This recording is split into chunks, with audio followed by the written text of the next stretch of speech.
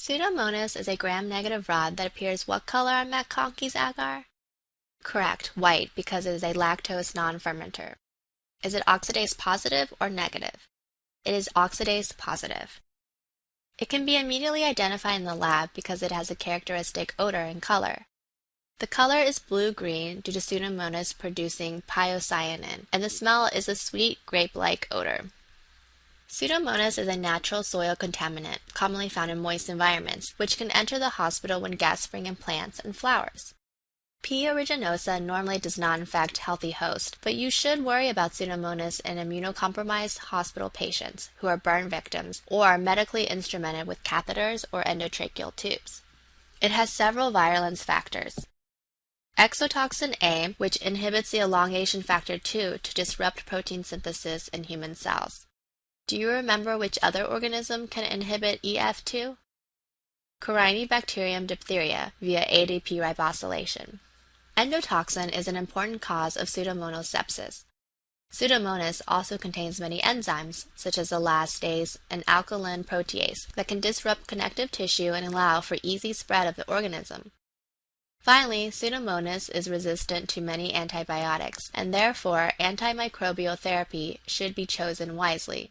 It is usually a combination of an aminoglycoside and extended-spectrum penicillin. Pseudomonas can cause a variety of diseases. Almost all cystic fibrosis patients are colonized with Pseudomonas. Exacerbations of cystic fibrosis are often associated with necrotizing, destructive pseudomonal pneumonia. Otherwise, pseudomonal pneumonia can be seen in patients who have had prior broad-spectrum antibiotic therapy or respiratory instrumentation. Pseudomonas can cause sepsis in populations with neutropenia, diabetes, extensive burns, or leukemia. External otitis or swimmer's ear, not to be confused with otitis media, can be caused by Pseudomonas and presents with pain on ear traction, sometimes with discharge. A more malignant form of otitis externa can be seen in diabetics with pseudomonal infections, whereby the infection spreads into the mastoid, causing bone destruction and damage of cranial nerves. UTIs can also be caused by Pseudomonas, especially in those who are catheterized or on broad-spectrum antibiotics. Pseudomonas can cause infections of foot ulcers in diabetics. Pseudomonal endocarditis can be seen in IV drug users. In this case, the right-sided heart valves, usually the tricuspid valve, will be affected, as contaminated needles introduce Pseudomonas into the venous blood, which then travels through to the right side of the heart first. Finally, Pseudomonas can cause infection of the skin hair follicles, a condition known as hot tub folliculitis because it is often seen in people who sit in warm, contaminated water of hot tubs.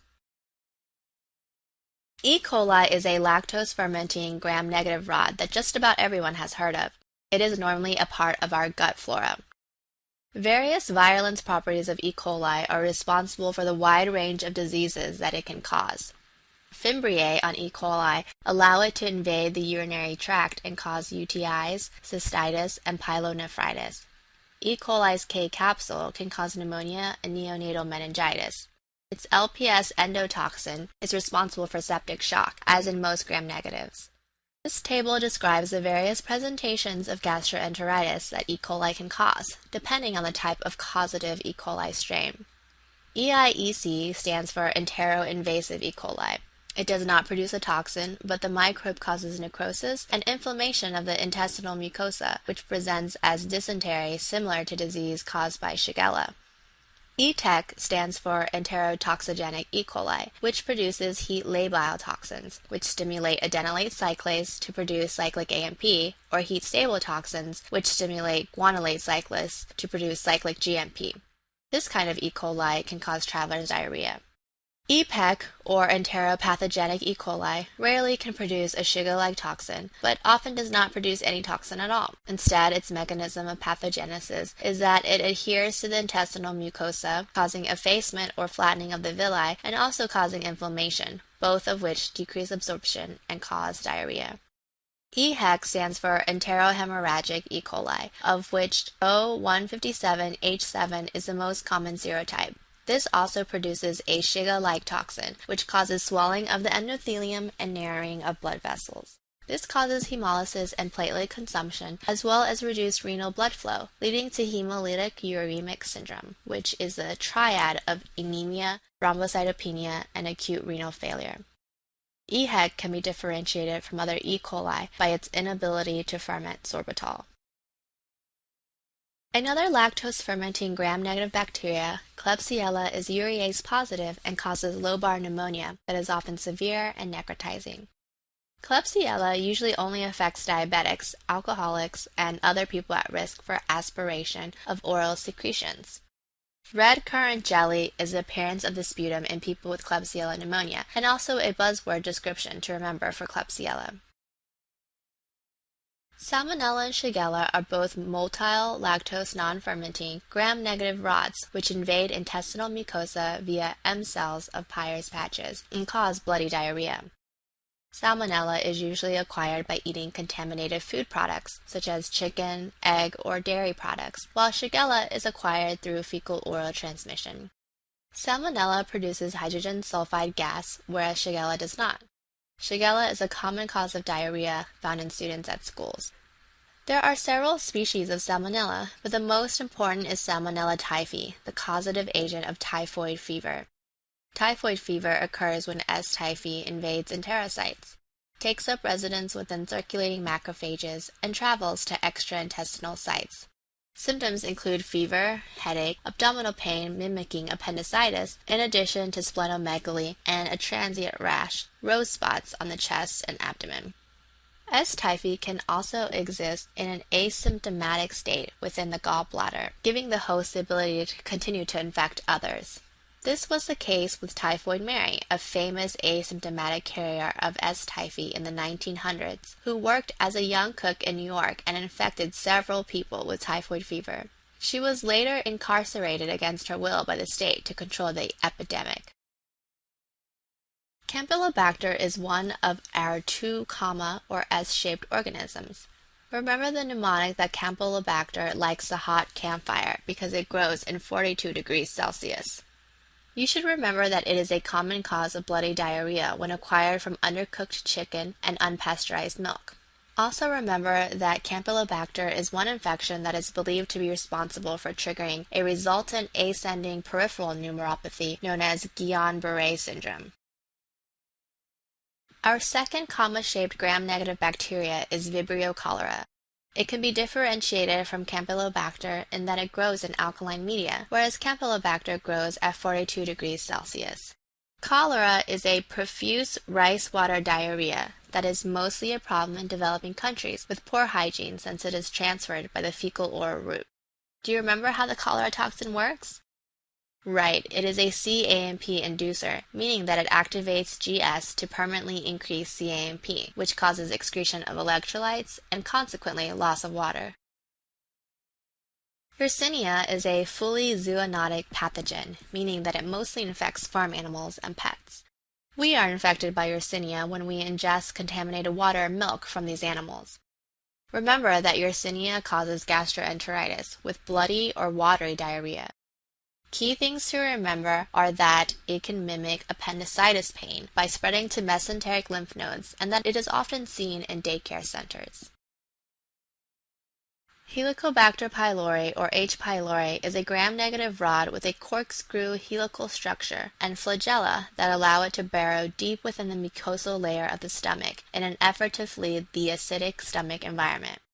H. pylori colonization creates chronic inflammation of the stomach, gastritis, which irritates the cells of the stomach and results in increased acid production. Stomach and duodenal ulcers are a result of the damage to these organs' protective mechanisms. H. pylori makes the enzyme urease, and therefore you may be asked about diagnosing H. pylori with a urease breath test. This test involves a patient swallowing urea labeled with radioactive carbon compounds. If the patient has H. pylori, its urease will break down the swallowed radioactive urea into carbon dioxide and ammonia. The patient will be asked to exhale, and the detection of radioactively labeled carbon dioxide will indicate a positive test. In practice, however, the urease breath test is rarely, if ever, used. Instead, the presence of serum H. pylori antibodies or H. pylori stool antigen is commonly tested. Treat with triple therapy, which today most commonly consists of a proton pump inhibitor, clarithromycin, and amoxicillin or metronidazole. The spirochete family includes Borrelia, Leptospira, and Treponema. We would talk about each one of these in more detail. For now, just remember that they are technically gram-negative, but they are difficult to see with light microscopy because of their small size. Although, if you use aniline dyes or gamma stain, you may be able to visualize Borrelia on light microscopy because it is the largest one. Leptospira and Treponema will require dark field or fluorescent microscopy to be seen. Therefore, other methods are employed to diagnose the presence of spirochetes. Leptospira is a spirochete with two hooked ends. It is transmitted through water contaminated by animal urine from rodents, dogs, fish, and birds. Puddle stomping, working in sewers, and most commonly, swimming in contaminated ocean water are some ways that leptospira can be contracted. This is why surfers and people in the tropics are more likely to develop the disease. Leptospira causes two diseases. One is characterized by mild flu-like symptoms, jaundice and photophobia, while the other is the more severe Wales disease, characterized by kidney and liver damage. Borrelia burgdorferi is transmitted by the Ixodes tick, also known as deer tick or black-legged tick, which is pictured here in its many stages of development. Borrelia burgdorferi causes Lyme disease, which is common in northeastern United States. Treat prophylactically with single-dose intramuscular doxycycline in any patient with a known tick bite.